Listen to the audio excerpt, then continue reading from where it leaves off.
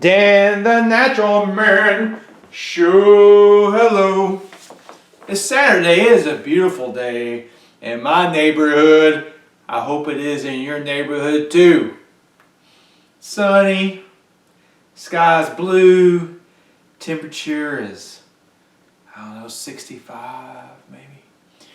So, I think it was yesterday I was listening to a presentation by a man that had a master's degree in public health. And one of the things, the thing he was talking about was that aging is the number one cause of disease. Eventually the body cells start to become inflamed. They can start to break down when they divide. Their DNA starts to replication. It doesn't replicate properly, which can cause mutated cells, which is known as cancer. So he was talking about some of the things that we can do to slow down the aging process and stave off these diseases of old age. It was really cool to hear, because it's a lot of what I teach is I try to help people live in a way where they will live healthier for longer. Benjamin Button, so to speak, right? Aging backwards. Although we can't do that, we can definitely slow down the aging process, and we can increase our health span. Health span is how many years you're going to live in good health. I don't think any of us want to spend the last 5 or 10 years of our life in ill health or even bedridden. I mean, that's not living, is it? It's not, okay? The good news is there are things that we can do. The body is very resilient. The first thing I want to talk about, you hear calorie restriction. Maybe you've heard, if you are interested in this topic, that calorie restriction can slow down the aging process. But there were a lot of negatives to this, because when you constrict your calories all the time, it raises your cortisol levels. It makes your metabolism go lower. You increase your risk of developing osteoporosis. Your sex drive goes south. Your strength levels are going to go down. But this guy I just told you about, he was talking about the same thing, but what the newer science has found, it's not the total calories that is the problem. It's the protein calories. And look, I'm a plant-based guy, I'm a plant-based teacher, and look, I love to eat food, but the reason I'm so adamant about teaching about the plant-based diet is because I'm thoroughly convinced that it is the human-specific diet. Because when people start to eat this way, whatever problems they're having, disease-wise, either go completely away or get much, much better, okay? So what they found was, if you restrict your protein and get most of your calories from carbs, I think the breakdown was 70% carbs, 20% fat, 10% protein, which is really close to the Esselstyn diet. I think the Esselstyn diet is probably 80-10-10. So 80% carbs, 10% fat, 10% protein. I think that is the magic percentage we need to be at. What they found was you could eat as many calories as you wanted to from carbohydrates, 80%, and they get 10% of your calories from fat and 10% from protein. And this works as well as restricting your calories. So say if you're a guy, in the past you wanted to slow down aging with calorie restriction, you probably have to live on 1,500 to 1,800 calories a day. You're going to feel crummy, you're going to get skinny, you're going to get weak, all those other bad things I talked about. But now they know if you eat a diet based around plants, you can eat 3,000 calories a day and still get the benefits of calorie restriction as long as you're restricting your protein. And protein is really the foundation that they have found to help us slow down our aging process. And we're living in an age right now where most coaches and doctors are preaching high protein, high protein, high protein. Well, they're killing you. That's going to set you up for heart disease and cancer before it's your time. And I said before it's your time, but there are cultures who never get heart disease or cancer that live in places like blue zones. And guess what? Their diet is plant-based. So and we're also in the age of science. Look, I'm going to show you a few studies really quick because people like that now. Even though science is just one tool. Okay, I want you to just because science doesn't say it doesn't mean it's not true, or it doesn't mean it's not possible. But here we go. Here is a study: the impact of dietary protein on longevity and metabolic health. Recent studies show that a reduced protein intake or low protein, high carb diet plays a critical role in longevity and metabolic health. Okay? A lot of dogs around barking. Additionally, specific amino acids, including methionine or branched chain aminos, are associated with the regulation of lifespan, aging, and metabolism through multiple mechanisms. Which another reason a plant-based diet works because it is low in the amino acid methionine. I think I'm saying that right. Methionine, yeah. So restriction of those amino acids slow down the aging process. Moreover, studies show that a high intake of animal protein, particularly red meat, which contains high levels of methionine and branched chain amino acids, may be related to the promotion of age-related diseases. Okay? And that was one study. And look at this one. High protein diets may accelerate aging more than we thought. And this article explains another mechanism. The high protein diets affects our longevity. People who eat a lot of protein have lower NAD levels, which means that those healthy high protein diets might not be so healthy after all. And they go on to explain NAD levels. It says in our bodies there are two important pathways, mTOR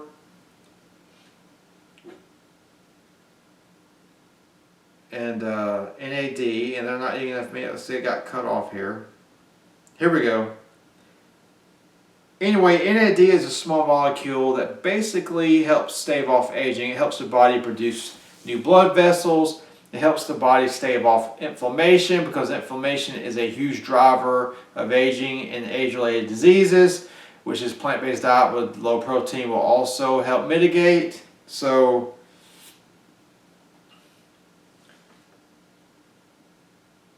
and there's dozens of other likely benefits of this NAD. And the only way you can get higher levels is to go on a low protein diet.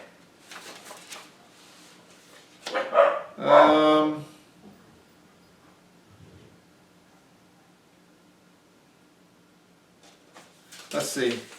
And then this one. Controlling protein intake may be key to longevity, studies show. And this study showed that, and this is in humans, that a diet and with moderate to high levels of animal protein prompts a major increase in cancer risk and mortality in middle-age results. That's another problem with high animal protein is it does increase cancer risk, and if you already have cancer, it will make it grow. Let's see, there was another one. They found that a high-protein diet, particularly as the proteins are derived from animals, is nearly as bad as smoking for your health, said Dr. Walter Longo. And I can go on and on, I can find other studies, but you get the point. If you want to look these up, this one is controlling protein intake. Maybe key to longevity studies show. You can find them yourselves, just a Google search. It's really easy. So the first thing to slow aging, I recommend, I did before, plant-based diet, whole foods plant-based diet that is free of animal products. You know, don't eat too much sugar, don't eat too much salt, don't eat any vegetable oils. That is going to go a long way to keep you healthy and help you live longer. The cultures that eat this way, just from their ancestry, that still eat a diet like this based on whole plant foods, they live a lot longer than we do, and their health spans are way longer than Americans. So, number two, I would recommend for anti-aging is every 3 to 4 months, put yourself through a cleanse, because what I teach is the two mechanisms that the medical system is never going to look at and never going to tell you about is toxicity in the environment and all these heavy animal foods. The system that I was taught, it worked wonders when Dr. Chris was alive. It still works wonders for people who will commit to it. So the other factor is toxicity. So I recommend every 3 months, every 4 months or so, do a few days of juice. Juice fasting is really good to cleanse the body. Or if you don't want to do just juice, you can do juice and fruit and take your herbs of detoxification, take the herbs for the lower bowel, the herbs for the bloodstream, the herbs for the kidneys, and the herbs for the liver and gallbladder. I encourage everyone to do this because it will help you live longer and stave off some of these diseases, because toxicity does similar damage to the body as a high protein diet. Toxicity long term in the body can start to damage cells and start to damage our metabolism, which can lead to some of the same age-related diseases as too much protein. Number 3, make sure you get at least 7 to 9 hours of sleep a night. It's really good to go to bed around 9 or 10 o'clock, really, because if you go to bed around 12, it's shown that your deep sleep is affected. You have to go, if you go to bed before 12 a.m., you get more deep sleep, or they call REM sleep. This is very important. Sleep will keep you young and will keep you healthy. Poor sleep can lead to all these other diseases like high blood pressure, high cortisol, high blood sugar, high cholesterol, too much stress. They're going to lead to anxiety. I could go on and on and on. I think we're on number 4.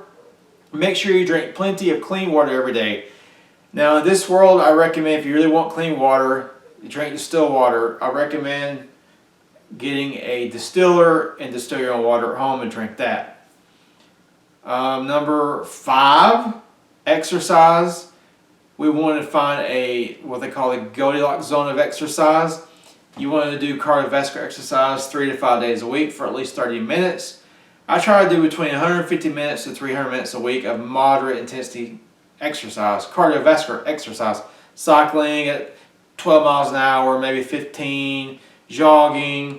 And look, as you get fitter, your moderate level of activity will be higher than somebody that's not as fit. So, I probably ride my bike around 15 miles an hour or so, and I'll do spurts where I do 18 or 20. But that's not hard for me because I've been riding the bicycle for almost 7 years. Also, strength training, some kind of resistance training is absolutely mandatory if you want to keep your mobility, keep your strength, keep your independence. It is also really good to help stave off aging. There's a study I saw recently where when you strength train, the DNA in your muscles, the aging of it slows down. It actually slows down the aging of your DNA at the cellular level. I don't think they know why, but it's pretty amazing. It's almost like the body, it's got a signal in it. When the muscles start to get really weak, it starts to think that you're old and you're going to die. I don't know. That's just a theory. But you can work out with free weights, barbells, dumbbells, kettlebells. Hell, you can work out with bricks, rocks. You work out your body weight. You can work out with strong bands. You can work out with machines. Just make sure you're working muscles hard enough to make them grow and get stronger. And I don't care how old you are. If you work out hard enough, your muscles will grow and get stronger. I don't care if you're 90. Your muscles will grow and get stronger. Okay? I think we're on number 6 or 7, whatever. Stress relief. If you're stressed out all the time, you got to find ways to get control over your stress levels. If you're stressed out of control all the time, it's going to run up your cortisol, it's going to run up your blood pressure, it's going to run up your blood sugar, it's going to cause anxiety and depression, and your body's going to be in fight or flight and it's not able to heal. It can lead to all sorts of diseases, and it will shorten your lifespan. Next thing is get some love in your life, whether it's with a partner, whether it's a friend, whether it's a dog or a cat. It doesn't matter. Find something that you can love and it loves you back, because love is really, really powerful. They're showing that even giving somebody a hug, it starts to release serotonin, decrease cortisol, decrease your blood pressure. Love is really, really important just be really careful on who you choose to love, because if you love somebody that doesn't give it back and can be cruel to you, well, that's going to cause upset and disease states again, okay? And I think the last thing I want to talk about is, well, no, the last two things. It's really important, in my opinion, to believe in a higher power. It's important to pray and meditate. Whatever you believe in, you know. I believe in God, I believe in Jesus. I really believe that. But whatever it is you believe, it makes you feel uplifting. If it makes you feel like you're not alone in the world, and there is a higher power looking out for you, that is really good for your health. There are studies showing that people that go to church regularly tend to live longer and have less disease. So that's a big thing. And I think the very last thing is you have to find something to be happy with in your life. It could be a hobby. If you have a job that you just hate, it's going to be a really good idea to try to find something else, you know. Or try to deal with the job that you already have where you don't hate it as much and cut down some of the stress that job causes. But if you start to really take care of yourself and really try to become who you are and become more powerful in who you are, I think you're going to find that you're going to start to brush off a lot of things in your life that aren't benefiting you anymore, and one of those things could be a crappy job. So there you have it. This video is probably pretty long, but whatever. If you like the video, please like it and share it. Please subscribe to my channel, share my videos. Check out my page, danthenaturalman.com. And remember, until next time, keep it natural.